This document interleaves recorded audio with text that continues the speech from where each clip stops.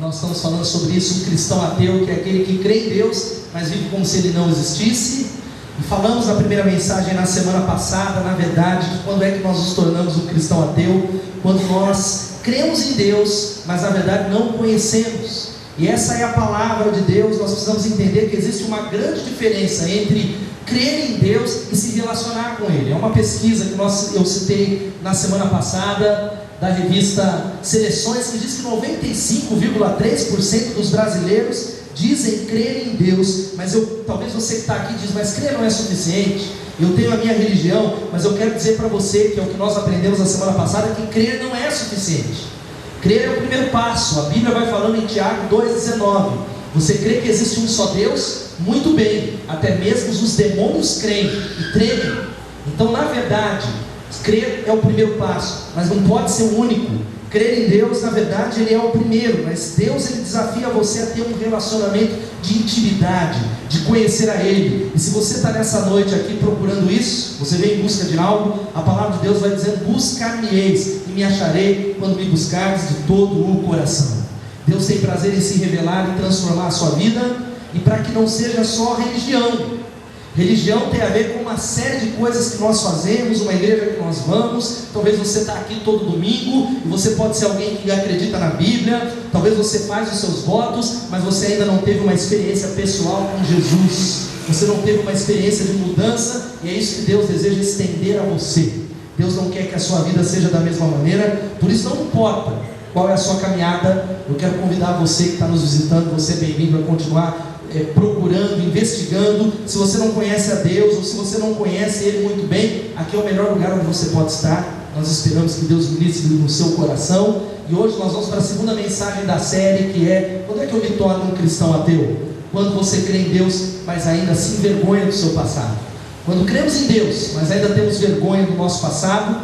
E eu quero desafiar você a abrir a sua Bíblia lá em 2 Coríntios capítulo 5, versículo 17. Nós cantamos agora aqui essa canção que tem a ver com esse texto. Você que não trouxe Bíblia, está aqui na tela. Nós vamos ler o texto que diz assim. Se você achou aí, diz amém. Ou você acompanha aqui, diz assim a palavra de Deus: portanto, se alguém está em Cristo, é nova criação. As coisas antigas já passaram e surgiram coisas novas. Tem a versão revista atualizada que diz assim, e eu queria que você repetisse comigo assim: se alguém está em Cristo, nova criatura é. As coisas velhas se passaram, e eis que tudo se fez novo. Louvado seja o nome do Senhor. Mas há uma coisa tão séria e tão importante, que é o problema da vergonha, o problema da culpa. Há muitas pessoas que estão aqui nesse auditório, que talvez convivem com áreas, com dificuldades do seu passado, que é como se todas as vezes Satanás viesse a você e te trouxesse uma nota promissória e falasse assim para você: ó, eu sei o que você fez no verão passado, eu sei que há histórias que não estão pagas. Você está na igreja, você está buscando a Deus, muito bem, mas tem algumas coisas, ó, que há uma conta aqui para pagar. E há muitas pessoas que estão morrendo nesse lugar, dentro de túmulos de vergonha. Pessoas que talvez escondem algumas coisas nesse lugar, que talvez a sua esposa não sabe, o seu marido não sabe, os seus pais não sabem, mas há algumas coisas que ficaram aí, estão lá no seu passado, mas que vez ou outra, como talvez algum defunto que se levanta, vem cobrar a conta, vem pedir a conta, e você é assolado, você não consegue ter vitória. Talvez sejam os pecados sexuais da juventude, ou do seu passado. Você talvez viveu uma vida promíscua, talvez dentro do seu casamento, talvez você teve dificuldades sexuais no seu casamento, e isso é algo que já passou 20 anos, mas parece que está muito vivo ainda. A falta de paz, você não consegue ter liberdade. Talvez o seu problema seja a condição financeira precária. Hoje você olha para você e diz assim: olha, era para eu estar num outro nível, na verdade eu vivi uma situação melhor, mas você está numa situação muito complicada, gerada por gastos, dívidas irresponsáveis, você não consegue prosperar, e isso é um passado que parece que você se envergonha. Você deseja enterrar, mas ele está muito vivo ainda, está vivo até demais. Outros talvez carregam extrema culpa pela falta de sabedoria, e habilidade para se relacionar. É talvez um pai que disse assim: eu vou tratar melhor o meu filho, mas 5 minutos depois ele perdeu a paciência. É um marido que disse: olha, eu vou tratar melhor a minha esposa, eu vou demonstrar amor. Ou uma esposa que diz: olha, vai ser diferente, mas não consegue. Talvez é algo mais forte do que você. Ou talvez são tantas as áreas. Um jovem que quer ter pureza, mas não tem conseguido manter a pureza. Gente que diz: olha, eu vou ser puro, eu quero vencer esse pecado, mas você tem talvez estado como numa poça de lama, num atoleiro. Você não consegue sair do lugar. Você vem para a ministração, você frequenta a célula, você é crente, você talvez é batizado, você é talvez até um líder, você é talvez um pastor, mas parece que há uma barreira, parece que há uma culpa que destrói a sua alma. Outros talvez sofrem com uma culpa falsa por causa do abuso sexual. Talvez pessoas que foram abusadas há muitos anos atrás, ninguém sabe disso, e você não conseguiu abrir isso com ninguém, porque talvez o medo das pessoas talvez acusarem de achar que você era o culpado ou a culpada, e talvez passou 25 anos, mas isso ainda está bem vivo, não foi liberto. E em geral, meus irmãos, a culpa, na verdade, ela segue um ciclo de autorrecriminação e mentiras, para que você se sinta culpado. E todos nós, talvez a maioria das pessoas tenha alguma coisa, talvez não seja tão grave, que você diz: olha, ninguém sabe disso, já passou, mas parece que está muito vivo. De vez ou outra há uma culpa, um peso na sua alma, e vai seguindo isso. Nós vivenciamos um acontecimento doloroso, como citamos, talvez um abuso sexual, uma falha, uma dificuldade, um pecado que parece te perseguir, e isso vai levando talvez você para essa segunda parte, que é crer em uma mentira, de que somos nossa dor e fracasso. Você começa a associar aquilo que aconteceu no passado, aquela vergonha, aquela culpa, aquela dificuldade, você começa a associar aquilo que foi um ato com quem você é. A sua identidade começa a ser firmada, você diz: eu sou essa pessoa, eu não presto, Deus não vai me amar, Deus não me ama, ou no máximo o Deus que você serve é um Deus tirano, e é difícil você expressar e sentir o amor dele. Você está aqui, mas você não consegue ter alegria em Deus, você não consegue desfrutar de relacionamento com Deus, porque na sua cabeça há um Deus que está apontando para você o tempo todo, um Deus difícil de agradar. Esse ciclo vai se alimentando, e o sentimento de vergonha nos prende na armadilha maligna de nos fazer acreditar que talvez nunca conseguiremos nos recuperar. Talvez faz 20 anos que você luta com algumas coisas, e essa mentira de Satanás está falando: olha, vai continuar do mesmo jeito, não há cura, as coisas são assim. Essa família que você nasceu, essa família que é essa gama e esse monte de problema, é assim mesmo, não vai mudar. Se aceite talvez do jeito que está, ou se culpe dessa maneira, e nós vamos ficando amarrados. Agora a grande questão é essa, que a sua dor do passado não pode se tornar a sua identidade hoje. Você não pode definir quem você é, o seu relacionamento com Deus. Muitas pessoas não conseguem amar, porque foram abusadas, porque foram talvez desprezadas, não conseguem levar para o casamento, porque estão fazendo com que aquilo que ficou lá atrás se torne a identidade no presente. Talvez você se sente amarrado, esmagado, e se você estiver fazendo o ciclo da vergonha, o seu padrão, e vivendo a dor do passado como seu padrão, tem pessoas que não conseguem ser felizes, por causa de um relacionamento que ficou lá atrás, por causa de uma oportunidade, por causa de uma falha, estão marcados. Pessoas que dizem: olha, minha família não me aceita mais, desde que eu cometi aquele pecado, aquele erro, aquela dificuldade, eu estou marcado como um mentiroso, como um adúltero, como uma adúltera, como um divorciado, ou como uma divorciada. Eu não sei qual é a sua marca. E a grande questão é que se nós deixarmos essa vergonha controlar os nossos atos, nós não conseguimos enxergar o amor de Deus. A gente está aqui, mas a nossa vida é cheia de altos e baixos, nós não conseguimos crescer, ser usados por Deus.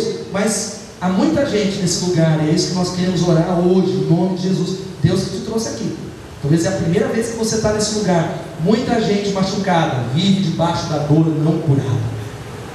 Muita gente ferida que está aqui, você vai passando por cima, você vai vivendo, mas vez ou outra isso volta, isso te destrói, porque é uma dor que não foi curada ainda, está vivo, está ainda cobrando a conta na sua vida. Mas eu quero dizer para você que a prova de que o seu passado ficou para trás, você diz: olha, o meu passado ficou para trás, é que você pode falar sobre ele normalmente, sem que a sua identidade seja formada por essa dor e por essa vergonha.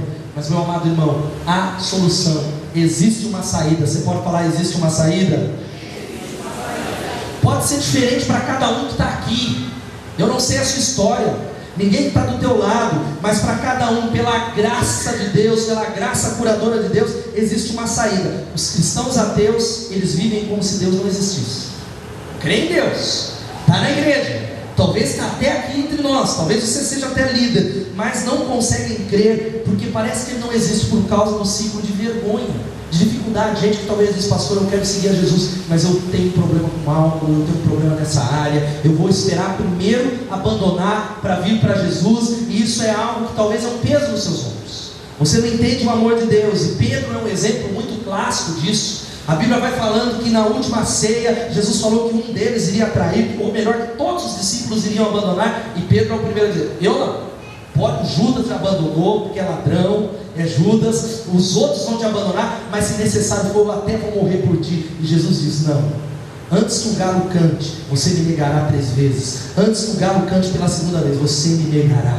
A Bíblia diz que Pedro chora, ele chora amargamente, ele se ausenta. Jesus, quando ressuscita, é interessante, se você ler as escrituras, ele diz assim, ele aparece aos discípulos de Emaús, e para outros ele dizem assim: ó, avisem os discípulos e a Pedro, eu vou adiante de vós na Galileia. Deus restaura. Sabe para que existiu a ressurreição de Jesus? Para quebrar o ciclo de vergonha na vida de Pedro. Ele estava preso no passado, Jesus já havia perdoado ele, e esse mesmo Jesus perdoa você. Você pode dizer amém?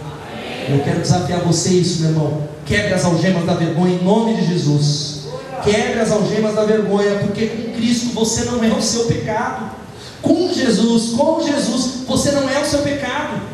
Talvez o diabo está falando: você é um mentiroso, você é isso, você é aquilo, ou talvez você se sente orgulhoso ou religioso. Com Cristo você não é o seu pecado. Você não pode ser definido pelo seu pecado. A sua identidade é formada por quem Jesus diz que você é, e a Bíblia diz que nele nós somos mais do que vencedores. Você pode dizer amém? A Bíblia vai falando que se Deus é por nós, quem será contra nós? E a Bíblia continua dizendo que aquele que não poupou nem mesmo seu único filho, não nos dará juntamente com ele de graça todas as coisas. A Bíblia começa a colocar que como filhos nós somos perdoáveis, presta atenção, capazes, moldáveis e constrangidos por um amor ilimitado de um pai que está dizendo: eu te perdoo, eu lavo o teu pecado. Isso não é talvez você viver do mesmo jeito, mas o sangue de Jesus está dizendo que não há buraco profundo que você possa estar, não há culpa do passado, não há pecado que você cometa, que o sangue de Jesus não possa libertar você e pela graça de Deus te transformar em nome de Jesus. Você pode dizer amém? Por isso, derrote o ciclo da vergonha, declarando que os seus pecados foram perdoados pela graça de Deus. É pela fé, meu irmão, não é pelo sentimento. E para isso, você precisa entender algumas coisas. Como é que eu creio nisso? Aceite aquilo que não pode ser mudado. Amém? Diga amém. É assim mesmo. Aceite o que não pode ser mudado. Há muitas pessoas que estão corroendo algumas feridas que estão lá atrás e que não há como mudar. Talvez o pecado foi o seu pecado, você falhou com a sua família. Talvez a família se cobrando a sua conta, que você não tem como você pagar. É por isso que Jesus morreu na cruz. E ele disse: ó, está pago, está consumado, está aqui, já está consumado. Louvado seja o nome do Senhor, para dizer para você que não há ninguém que pode cobrar essa conta. Há consequências, mas há algumas coisas que não tem como mudar. E talvez você não vai conseguir ser usado e cheio de alegria, pleno de Deus, liberto, enquanto você não entender isso, que algumas coisas não dependem de você, até mesmo quando você foi a pessoa que falhou e errou. Aceite o que não pode ser mudado. Por isso, Davi, no Salmo 51, e nós não vamos ler aqui por causa do nosso tempo, você conhece a história, o homem segundo o coração de Deus. Você sabia que a Bíblia só chama um homem segundo o coração de Deus, que é Davi? Quantos sabiam disso? Achei um homem segundo o meu coração. Ele peca com Batseba, ele adultera, ela era casada, e ainda por cima ele coloca Urias na frente do exército para ser morto. Ele, além de ser um adulto, era um assassino que ficou, conta talvez a história, a teologia vai dizendo, pelo menos aí 12 meses no pecado, vivendo com ela, fingindo, dizer: não falem comigo do meu pecado, não falem, não me convençam, eu não quero saber. Até que o profeta Natan vem e diz: tu és o homem. E a Bíblia diz que ele se arrepende completamente. E o Salmo 51 é essa expressão. E ele entende que ele não podia mais mudar o passado, mas poderia cooperar com Deus para que Deus mudasse o seu futuro. Louvado seja o nome do Senhor. Você não pode mudar o seu passado, mas você pode dizer: Deus, coopera para que o meu futuro seja diferente. A partir de hoje será diferente, não pelo meu poder, porque eu não posso mudar. A gente não tem força. Talvez você vive arrogante aí e diz: não, eu não quero saber de Deus, eu tenho minha religião, eu faço isso. Você não consegue nem garantir a sua própria vida, porque você não sabe até quando você vai viver. A respiração que está aí, o batimento cardíaco, você é sustentado pela graça de Deus. Dê esse passo, aceite aquilo que não pode ser mudado. Uma outra coisa, tenha fé naquilo que Deus tem prometido. Amém? Glória a Deus. Louvado seja o nome do Senhor. Tenha fé em Deus, nas suas promessas. E como Paulo vai dizendo: olha, esquecendo-me das coisas que ficaram para trás, eu prossigo para aquelas que estão diante de mim. Louvado seja o nome de Deus. Louvado seja o nome do Senhor. Eu resolvo, mas eu continuo. Eu continuo, mas não é um pensamento positivo, mas uma esperança de uma promessa. A Bíblia diz que você precisa avançar para o seu futuro com essa palavra: esperança. Louvado seja Deus. Esperança. Por que nós estamos pregando essa palavra? A palavra de Deus tem exortação, tem consolo, tem correção, mas é acima de tudo as boas novas de Jesus, dizendo para você que sempre há uma nova chance. E a palavra de Deus vai dizendo que você pode avançar para o futuro com esperança. Por isso, vamos ler todos juntos? Pois tantas quantas forem as promessas de Deus, nele está o sim, portanto é por ele o amém, para a glória de Deus. Louvado seja o nome do Senhor. Aleluia. Você acredita nessa palavra? Você acredita todas as vezes que o diabo diz para você ficar cabisbaixo, derrotado? Você, meu irmão, pode se lembrar do que aconteceu, mas sem se tornar o que aconteceu. Você diz: mas olha, não dá para pagar. Você pode se lembrar, sem se esquecer. Agora, olha aqui para mim. Se você convive com uma grande vergonha, com uma grande área, talvez não curada ainda, eu quero dizer para você que Deus pode operar um milagre na sua vida nessa noite, em nome de Jesus. Eu creio nisso que eu estou pregando. Deus pode mudar. Sabe como? Mudando a forma como você enxerga o seu passado. Talvez você diz: pastor, você não sabe como é o meu passado. Eu nasci numa família que você não sabe como é, você não conhece meus pais, você não sabe o que eu sofri, você não sabe, você não tem entendimento, mas Deus sabe. Eu quero dizer para você: quantos aqui já quebraram talvez o corpo, o osso, o braço, alguma coisa em algum lugar na mão? Alguém quebrou? Poucos. Eu também quebrei. Mas dizem que um osso quebrado fica mais forte na extremidade da fratura. De igual modo é você também. Se você começar a entender na perspectiva de Deus, entenda isso, que a sua fraqueza do passado pode ser uma força oposta no presente. Eu explico: toda dor curada é um ministério de Deus na sua vida. Diga amém.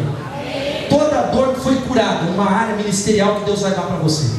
Toda área que foi curada, sanada, porque Deus vai começar a colocar pessoas do seu lado que estão passando pelo que você já passou, e você não começa a entender. Parece que eu só atraio essas pessoas que passaram pelo que eu passei, porque Deus quer usar você para ministrar cura, para ajudá-los a chegar no caminho da cura, para ajudá-los a reciclar a dor. Por isso, se Ele fez isso na minha vida, em tantas áreas, Ele vai fazer na sua. Louvado seja o nome de Jesus. Você acredita? Você acredita que Ele pode fazer? Porque Deus te perdoa e te cura, mas Ele reverte isso em cura para os outros, para a glória dEle, para que o nome dEle seja exaltado. Para que o nome dEle seja exaltado. Agora olha aqui para mim. Há muita gente com estereótipo de religiosidade. Você chega aqui muitas vezes e diz: e aí, como é que está? Não, está tudo bem, está tudo na bênção. Eu vou na igreja, eu tenho a minha religião, eu sou da Bethesda, eu tenho até camiseta, eu compro o CD. Mas você precisa entender que o estereótipo de religiosidade é algo maligno que precisa ser quebrado no nome de Jesus. A religiosidade é um espírito que ninguém está isento, e eu me incluo nesses. A religiosidade é algo que nós precisamos olhar e dizer assim: Deus, eu quero olhar no espelho, mostra. E a religiosidade se manifesta das mais variadas maneiras. Talvez é o seu julgamento, a sua condenação. É vez ou outra gente que eu vejo que sai dessa igreja ou vai embora, que diz: não, a igreja não é muito espiritual por isso, ou por aquilo, ou por aquilo outro. Religiosidade. Nós começamos a enquadrar a nossa fé dentro de um padrão de usos e costumes, de uma cultura religiosa, e achamos que Deus está associado àquela cultura, que Deus se manifesta se for assim. Se o pastor tem paletó, ele é mais espiritual. E eu sei que semana passada eu estava mais social, e hoje agora está parecendo um pastor. Aleluia, glória a Deus. Se tivesse um paletó para completar, você está entendendo como é sutil? E não há nada de errado em ter que usar paletó e gravata, mas nós associamos, isso é religião, e há uma multidão de pessoas nessa cidade indo para o inferno por causa da religiosidade. Há milhões de pessoas nessa nação que estão talvez com um senso de superioridade, de comparação, de olhar e dizer: aquele lá não é menos evangélico, aquele lá não tem Deus, porque olha o jeito, usando aí all-star branco, não pode ser de Deus, louvor, que coisa mais não sei que, fashion. e Jesus, e isso e aquilo. Ou talvez você é tão orgulhoso, ou talvez você seja alguém que diz: por que eu tive que passar porque eu passei? Você talvez não perdoa a Deus ainda, porque você diz: Senhor, por que o Senhor deixou passar por isso? Se o Senhor sabia, eu sou um servo teu, por que o Senhor permitiu que eu pecasse? Ou que o meu marido fosse embora, ou que a minha esposa fosse embora, ou que o meu filho entrasse nas drogas? Por que o Senhor permitiu? Eu quero desafiar você a se levantar no nome de Jesus e dizer: Deus, eu não entendo essas coisas, mas eu quero prosseguir e crer que se Deus me permitiu nascer numa família como essa, é porque Ele quer me usar como instrumento de cura, para que todos sejam mudados para a glória de Deus. Você crê nisso, meu irmão? Que a sua família pode ser mudada a partir do seu testemunho, que você vai mudar uma geração, assim como Jacó, que passou pelo vale do Jaboque, e a Bíblia diz que ele passou com tudo que era dele, com a sua família. Deus vai fazer isso na sua vida em nome de Jesus. Agora, queridos, em relação a essa frase que está aqui: minha fraqueza do passado pode ser uma força oposta no presente. Eu quero dizer que Deus quer usar você.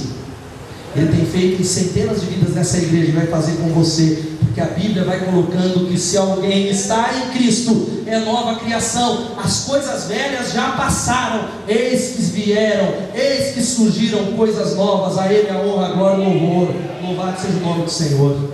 É fé, meu irmão. Talvez a circunstância é o contrário, e eu quero dizer algo para você em nome de Jesus: que se você se quebrantar diante de Jesus, você não vai se agonizar diante dos homens. Amém? Se você se quebrantar diante de Jesus, e muitos estão aqui, você tem que pedir socorro, você precisa buscar, você precisa vir para um apelo, mas você diz: não, se eu for para o apelo, vão achar que eu tenho um problema nessa área. Se você se quebrantar diante dele, Ele vai te exaltar. É um texto da palavra de Deus. Nós vamos orar agora. O sermão não está acabando não, mas nós vamos orar. Miqueias 7, 18 e 19 vai dizendo que quem é comparável a ti, ó Deus, que perdoas o pecado, esqueces a transgressão do remanescente da sua herança, tu que não permaneces irado para sempre, mas tem prazer em mostrar amor, de novo terás compaixão de nós, pisará as nossas maldades e atirará todos os nossos pecados nas profundezas do mar. Louvado seja o Senhor. Sabe o que diz sobre o teu pecado? Deles eu não me lembro mais. E eu queria orar com você agora, para que você deixe de lado a vergonha do passado. E eu queria desafiar você talvez a colocar a mão no seu lado esquerdo, ou estender as mãos assim como posição, dizendo que eu estou recebendo o Senhor. Eu não sei o que o Espírito Santo vai direcionar, mas eu queria fazer uma oração, eu queria que você repetisse isso com fé aí onde está. Vamos abaixar as nossas cabeças e dizer: Senhor, eu quero reafirmar que minha vida é sua. Eu reconheço que Jesus morreu pelos meus pecados, e por isso eu posso viver sem a vergonha do passado, por causa da graça e da sua aceitação na cruz do Calvário. Eu aceito o seu perdão e recebo a sua paz, e eu deixo as consequências dos meus erros, do meu passado, nas tuas mãos. E eu sei que o Senhor usará tudo para o meu crescimento e para abençoar outros. Obrigado pelo seu amor. E é com essa certeza que eu faço essa oração, em nome de Jesus. Louvado seja Deus. O Espírito de Deus está nesse lugar. Você crê nisso, meu irmão? Só que se você tomou uma decisão de falar: Deus, eu estou jogando meu passado lá, não adianta você viver da mesma maneira no presente. É necessário algumas posturas, alguns valores e algumas atitudes. E eu quero, na verdade, como é que nós vamos fazer para viver daqui para frente crendo em Deus e lidando de forma saudável com as lembranças que virão do passado. E eu quero, nós não vamos ler o texto todo, mas nós vamos aprender com os princípios da vida de José. Tem uma série que está lá passando na Rede Record, e sai do Big Brother e assiste a série lá, que pelo menos é bíblica, tem algumas coisas que vai ser interessante. E Gênesis 39, de 1 a 23, você não precisa ler, nós não vamos ler o texto todo. Aqueles que conhecem a história de José sabem que ele era o filho favorito de Jacó, era odiado pelos seus irmãos. E a Bíblia diz que um dia, quando ele foi talvez visitar os seus irmãos, os irmãos pensaram em matá-lo. E aí Rúben deu uma sugestão dizendo: não, Judá, vamos vendê-lo para os ismaelitas. Ele é vendido como escravo, e talvez eles falam para o pai dele que ele estava morto. Ele cai ali na casa de Potifar, longe de casa, num local distante, uma língua estranha. e a Bíblia vai colocando isso. O texto que está aqui, eu queria que você lesse comigo, versículo 1. José havia sido levado para o Egito, onde o egípcio Potifar, oficial do faraó e capitão da guarda, comprou dos ismaelitas que o tinham levado para lá. José é alguém que teria todas as razões para odiar o passado, para talvez esconder o passado, se envergonhar do passado, mas como José, eu quero desafiar você a ter alguns valores na sua vida, e nós vamos citando, líderes de célula está lá no esboço, tudo para você, que tem algumas coisas, você pode tentar anotar, mas o primeiro, sabe qual é? Viva em intimidade. Você pode falar viva em intimidade? A primeira coisa para você que Jesus está sepultando o seu passado na cruz, você precisa desenvolver esse valor, dizer, eu vou desenvolver intimidade com Deus. Eu quero conhecer esse Deus. Conheçamos e prossigamos em conhecer esse Senhor, esse Deus que não está escondido, e na verdade é Ele que deseja intimidade com você. A Bíblia diz que nós o amamos porque Ele nos amou primeiro. Ele ama você.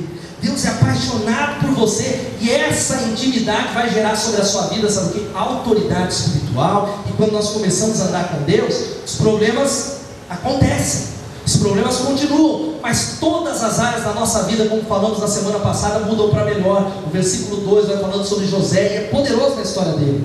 O Senhor estava com José, de modo que este prosperou e passou a morar na casa do seu senhor egípcio. Ele prosperou. Em toda a história de José, essa frase salta: o Senhor estava com José. O Senhor estava com José. Você pode dizer, o Senhor está comigo? Mas você precisa desenvolver intimidade com Ele. Ele te acolhe, Ele te ama, mas você precisa desenvolver, ler a palavra de Deus, entrar nesse propósito dos 21 dias de oração, vir orar conosco. Não fique em casa, sentado no sofá, olhando, assistindo televisão. É tanta televisão nessa cabeça que só Jesus na causa, e não entende por que tanta negatividade. Segundo, sabe qual que é o conselho? Viva com humildade. Vamos falar nisso, viva com humildade. Glórias ao nome de Jesus. Por isso há muita gente que quer ferir os outros para amenizar a dor. Sabe, o cara que só dá coice, tem marido que é assim. Quem conhece, não precisa levantar a mão, que às vezes está do seu lado uma pessoa, você conhece que o cara só dá coice. Você levanta, bom dia só se for para você. Ele tem uma cara de limão em nome de Jesus, e você sabe que é assim, gente, a alegria é uma atitude. Amém? Não é fácil ficar sorrindo, até uma vez ou outra, segunda-feira é um dia de folga, amanhã não, porque estou ministrando em alguns lugares, saiu minha esposa, ela fala assim, você não está percebendo que sua cara está amarrada? Eu não estou alegre no meu coração. Aí a gente precisa pôr um sorriso, olhar e dizer a verdade, não há razão para ficar com essa cara amarrada, e a cara amarrada espanta a esposa, espanta filho, espanta vizinho da célula, espanta tudo, espanta, menos os males, porque os demônios não se espantam com a cara feia, pelo contrário. Mas a Bíblia diz que viver com humildade é isso. O texto diz que quando este percebeu, Potifar percebeu que o Senhor estava com ele e que o fazia prosperar em tudo que ele realizava. Sabe o que isso quer dizer? Gente que é serva, gente que se relaciona umas com as outras na posição de aprendiz. Você quer ter sucesso na sua vida? Quantos querem isso? Digam amém. Você precisa ser um eterno aprendiz no nome de Jesus. Gente que tem sempre uma postura de receber. A palavra está sendo ministrada aqui. Venha para o culto dizendo, Deus, eu recebo, eu estou recebendo. Na sua célula, a administração, eu estou recebendo para a glória de Deus, praticando e ouvindo e comparando com a palavra. Mas pare de ser arrogante, orgulhoso e crítico como você. Ao invés de você ser pastoreado na internet por um pastor que você nem conhece, receba a palavra aqui em nome de Jesus. Amém? Está um punhado de gente que é pastoreado pelos blogs, por isso, por aquilo. Ele nem sabe quem é o cara que escreve, onde ele vive, qual é o caráter dele, e recebendo unção contaminada de tanta gente. E tem vezes outra gente que me diz assim, pastor, você viu o que o cara tal escreveu no blog tal? Eu falo, dá licença, eu não estou dando nem conta de absorver tudo que é ensinado nessa igreja, porque essa igreja tem palavra, tem CTM, tem escola de líderes, que é uma escola bíblica para você crescer, tem grupo de crescimento, tem tantos congressos. Eu não vou ficar montando brasa na minha cabeça não, porque a partir do momento que você está ouvindo essa palavra, mesmo você que nos visita, você é responsável. Fala para quem está do seu lado, você é responsável. Aleluia. Porque a questão é a seguinte, você vem aqui no culto e o culto abençoado não é só paulada, não é verdade? Às vezes você sai até meio atordoado do culto, Senhor, onde estou, quem sou eu? Porque tem muita gente lá fora que fala mal dessa igreja, diz assim, que a Bethesda é assim, porque sabe como é, missionário usando boné, coisa pecaminosa, isso, e aquilo outro, que a igreja é assim, é aquilo outro. Mas vem aqui para ver, meu irmão. Vem aqui para ouvir a palavra que é pregada.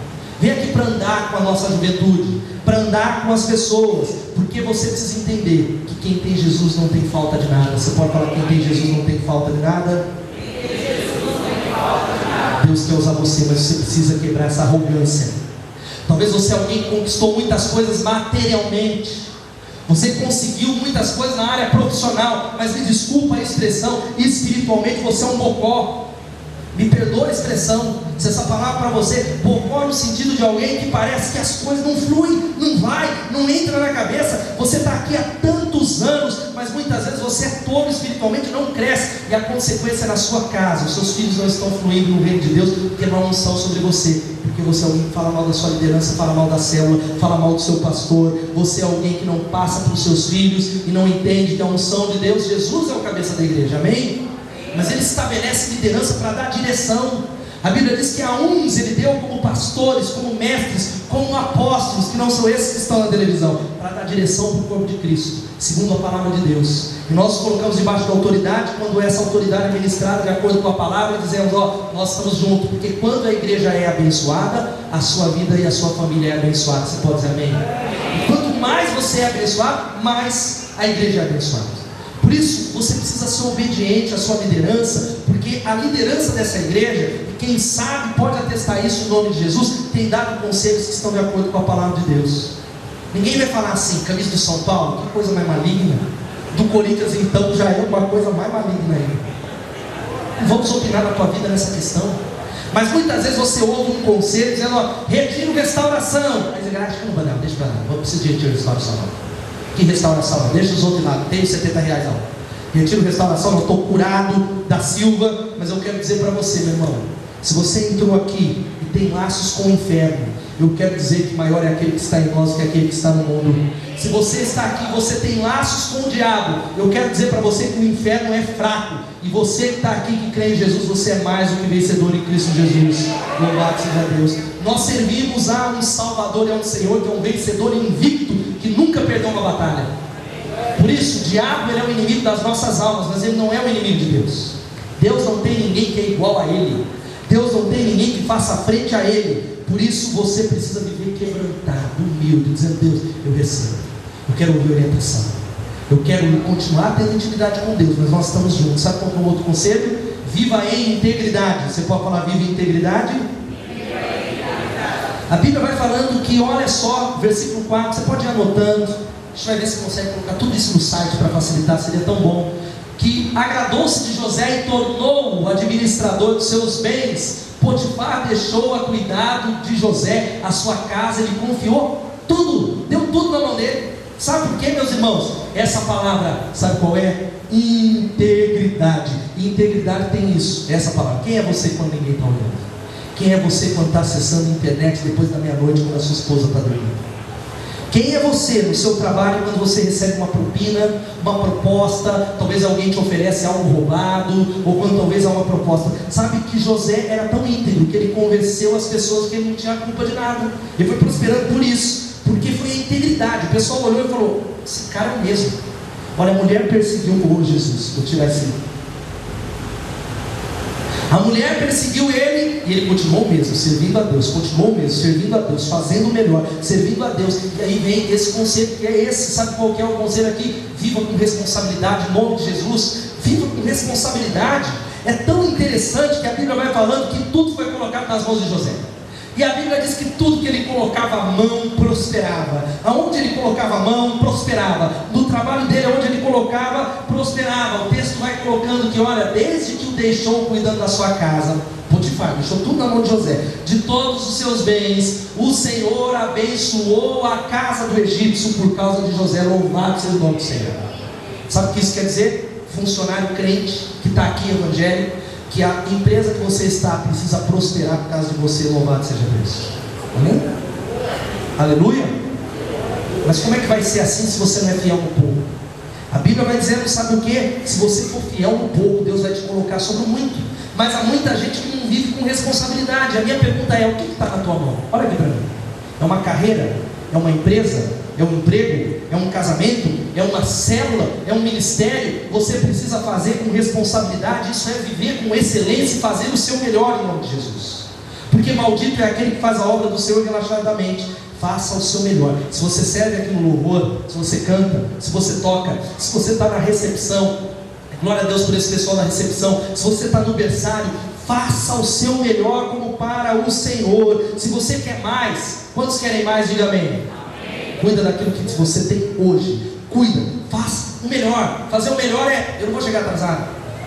Gente que está escalado, não avisa, não vem, não diz, eu tenho a minha vida. Nós começamos a mudar, nos responsabilizar. Agora eu abro um parênteses aqui para você entender algo tão sério em nome de Jesus. Que quando começamos a viver esses princípios, nós começamos a ser cobiçados pelo diabo.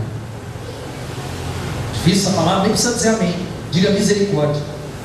Todos os que atraem a atenção de Deus são cobiçados pelo diabo. Sabe o que isso quer dizer? Satanás vai querer destruir a sua vida e da sua família. Nós estamos numa guerra espiritual. A Bíblia vai colocando que, olha, José ele estava prosperando, e havia a mulher de Potifar que começou o quê? Dar em cima de José todo dia, falando: deite-se comigo, deite-se comigo. E eu creio que aquela mulher era muito formosa, porque a Bíblia, quando diz que é muito formosa, é porque é muito bonita. E eu tenho convicção que era assim, porque ele foi tentado. Porque se fosse um dragão em tribo full, ele só faria assim: sai. Mas a Bíblia diz que ele foi tentado. Ele foi tentado. E eu quero dizer algo para você: que a tentação de Satanás vai continuar chegando até você. Sabia? Ser tentado não é pecado. Você pode falar: ser tentado não é pecado? Mas ela vai continuar chegando. Você fala: pastor, eu queria tanto orar para parar de ser tentado, porque eu estou sofrendo tanta tentação. A tentação continua chegando.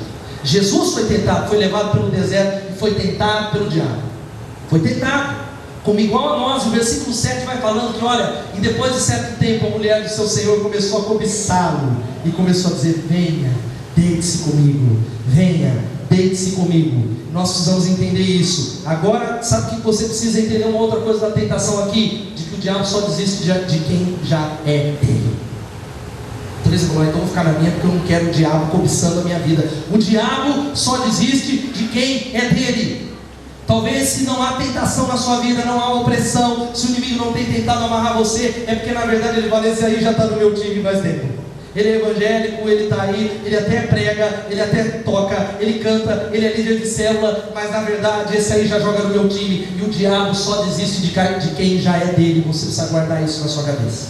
Se está tudo tranquilo, bonança na sua vida, e a tentação de Satanás insistirá contra você, meu irmão. Fala: poxa, pastor, falando de largar o passado, que palavra pesada. Eu vou segunda-feira para você ir atento.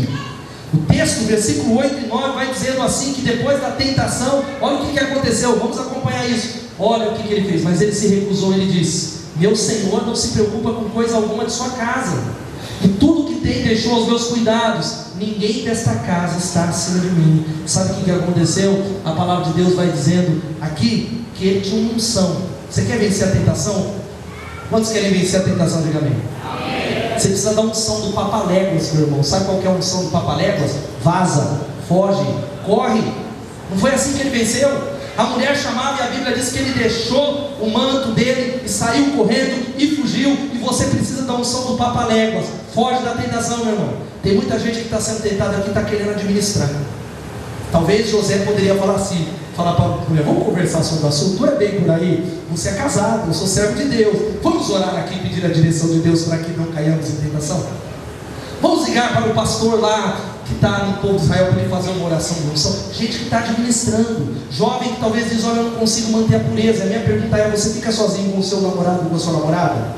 Não, mas pastor, a gente saiu, recebemos uma oração forte no sábado, e eu falei para ela: nós não vamos cair. Fuja, meu irmão. Fala para quem está do seu lado: fuja. Isso tem a ver com você que está lutando com algumas áreas, drogas, há outras áreas de recuperação sérias. Às vezes eu ligo e eu pergunto assim: e aí, meu irmão, como é que está? Firmou, pastor, caiu já. Quando você fala para o irmão e liga para ele: e aí, meu irmão, como é que está? Firmão, caiu. Que a palavra não é essa, não é de derrota, mas dizer: ó, eu estou lutando aí, estou limpo, sou mais que vencedor em Jesus, mas eu estou atento, estou vigiando. Eu estou fugindo, mas eu estou abrindo, prestando contas, andando com pessoas, eu não ando sozinho. Por isso que existem grupos pequenos, células, igreja. Não tem como ser crente em casa, meu irmão. Não está na Bíblia, não está na Bíblia. Pode ser que alguém, algum blog, algum pastor falou isso para você. Eu quero desafiar esse camarada, seja ele quem for. Pode ser teólogo, que também aqui eu sou formado em teologia. Pode ser quem for. Vem mostrar que não está na Bíblia, não.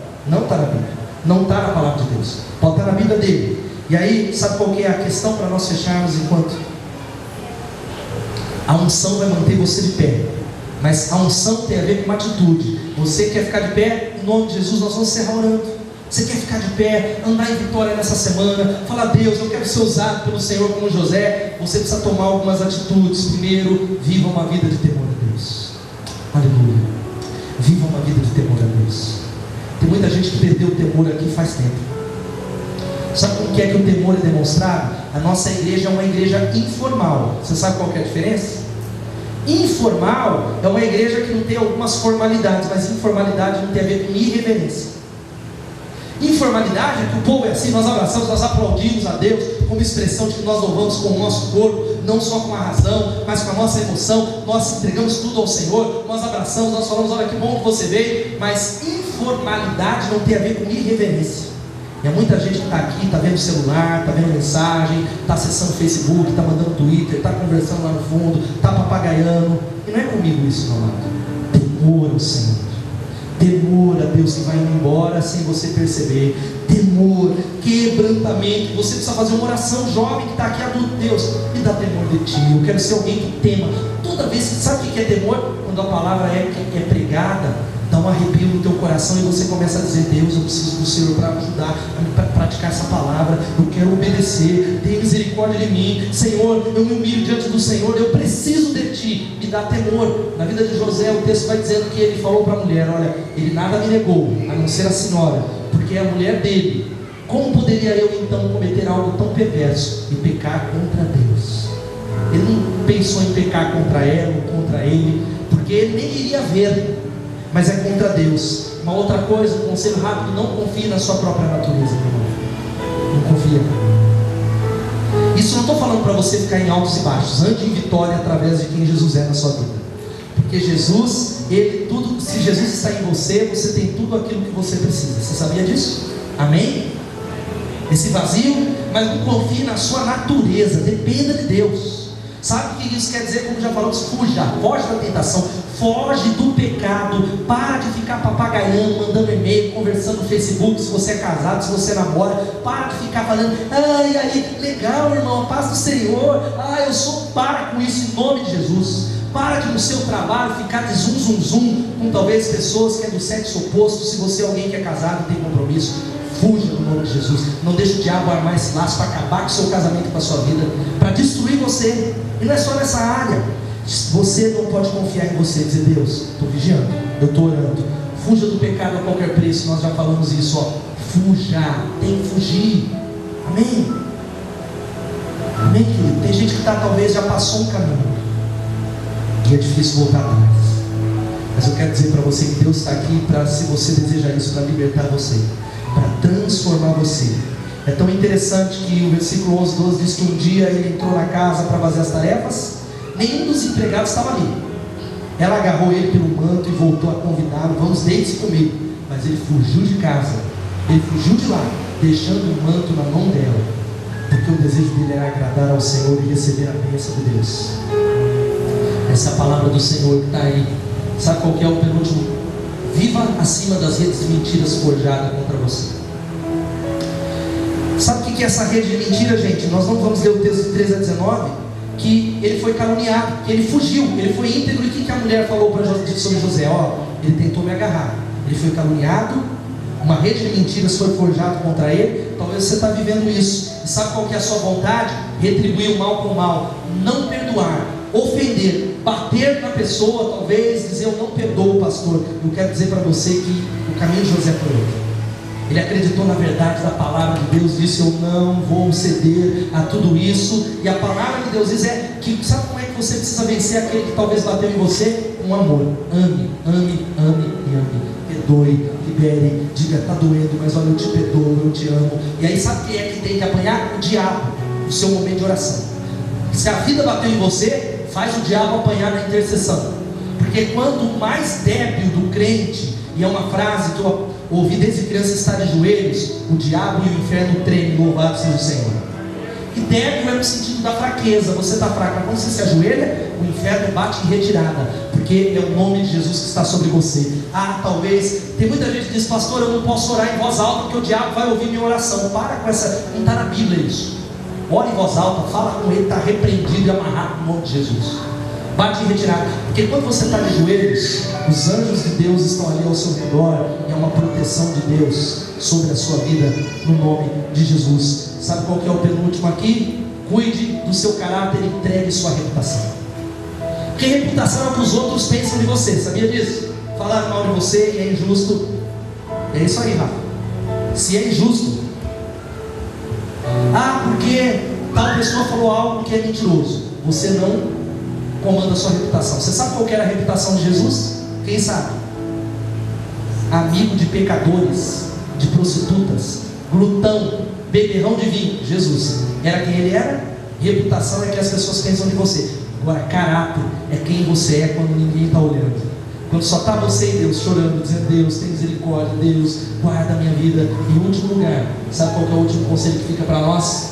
Deus vai te ajudar a esquecer o passado e se manter em pé, quando você estiver disposto a recomeçar ao lado de Deus. Louvado seja o nome do Senhor. Amém?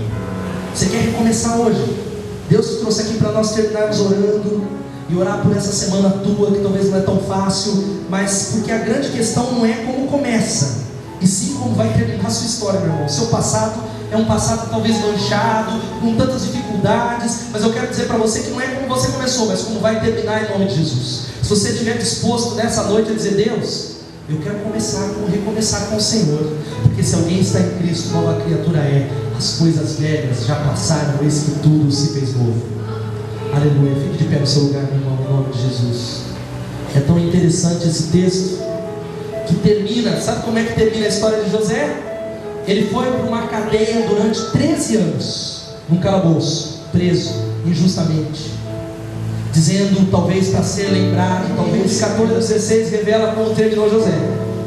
A Bíblia vai falando algo tão poderoso que Faraó teve um sonho e ninguém foi capaz de interpretar, e um dos copeiros que teve uma interpretação do sonho de José falou, olha, há um rapaz, eu me lembro dos meus pecados, ele está na prisão e ele é capaz de interpretar sonhos. E a Bíblia diz que o Faraó mandou chamar José, que foi trazido depressa do calabouço, depois de se barbear e trocar de roupa, apresentou-se ao Faraó. O Faraó disse a José, tive um sonho que ninguém consegue interpretar, mas ouvi falar que você, ao ouvir um sonho, é capaz de interpretar. Sabe qual que foi o final dessa história?